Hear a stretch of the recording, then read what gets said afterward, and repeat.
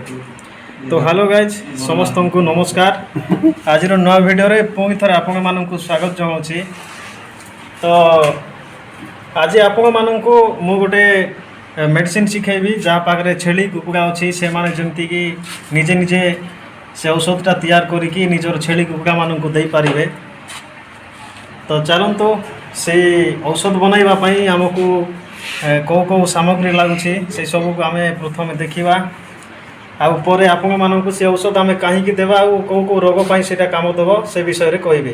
तो चलतु तो देखु भाई माने मु जो मेडिसिनटा बनाऊँगी तो यही भाई माने जानी ना तो से मानू आज यहाँ शिखा हो। तो डंकुल भाई घासीराम भाई आउ ये होछन्ते हमर रवींद्र भाई जे कि आम सहित काम करुछन्ते। तो कोटा केते नहींछु आपण मानू वर्तमान कहूँ। तो ये भितर कलरा पत्र अच्छी 2 मुठा आउ एटा होछि गुड़ एटा हलदी आउ सेटा जीरा आउ जोटा कुटा है सेटा होछि अदा अदा होछि 10 ग्राम आउ सेटा होछि गोलमरीच कोटा केते मिसिछि आपण मानक एवं मु कहूँ। तो 10 ग्राम अदा जीरा होछि 10 ग्राम आउ हलदी गुंड सेटा आपण माने देखिकी नहीं पारिबे। तापरे गोलमरीच 10टा आउ गुड़ होछि 50 ग्राम आउ कलरा पत्र जोटा कि ए भितरे अछि एटा भी कुटुथिली। तो यहाँ हूँ 2 मुठा एतिकी सामग्री को लेकिन आपण माने से औषधटा बनइबे जहाँ को कि आम स्पेशल टॉनिक बोली कहूँ। सेटा 10 प्रकार रोग पाई काम दब। तो सेटा वर्तमान आम बनइबा आउ शेष में आपण मानक सेटा केमिति व्यवहार करेंगे बा केमिति खुएबे से विषय रे कहबी।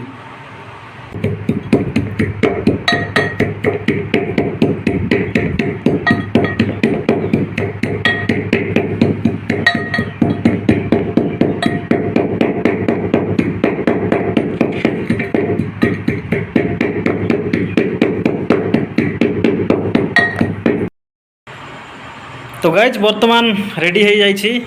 यहाँ हूँ हलदी यहाँ हूँ गुड़ यहाँ हूँ आमर जीरा आउ गोलमरीच 10टी आउ यहाँ हूँ अदा आउ यहाँ हूँ कलरा पत्र। तो सब जिनस आम कुटी देइछु। तो एबे यहाँ को आम ये थाली रे मिक्स करवा आउ तापर गोल गोल करके बनइबा। तो गुड़ हूँ 10 ग्राम कलरा पत्र 2 मुठा आउ यहाँ हूँ 10टी गोलमरीच गुंड यहाँ हूँ जीरा 10 ग्राम ये सब को मिक्स करवा। यहाँ हूँ अदा 10 ग्राम और यहाँ हूँ हलदी। तो ये सब को आम मिक्स करवा।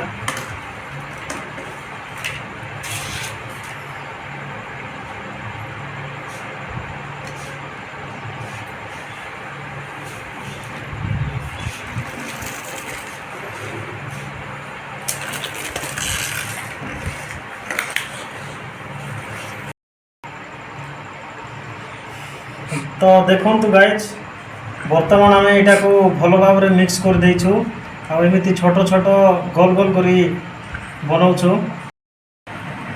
तो देखो गाइज यहाँ को सब जिनस नहीं अलग अलग करके कुटा है आउ तापरे सब को गोटे जगह मिक्स कराला भल भाव में मिक्स करदब आउ तापरे एमिति गोल गोल करके बनइब एमती लड्डू भाया गोल गोल करके बनइब। तापरे छेली मानू जदि खुआबार अच्छी ताहले दिन को गोटे मात्र दिन को गोटे खुआब आउ कंटिन्यू 3 दिन खुआब आउ जदि कुकुड़ा मानू देवार अच्छी ताहले 2 मुठा चाउल सहित गोटे लड्डू को मिक्स करिकी दब। तो यहाँ देले तार 10 प्रकार रोग भल होता है। तो सही रोग कौ कौ रोग भल होता है वर्तमान मु आपण मानू जणाई दउछि।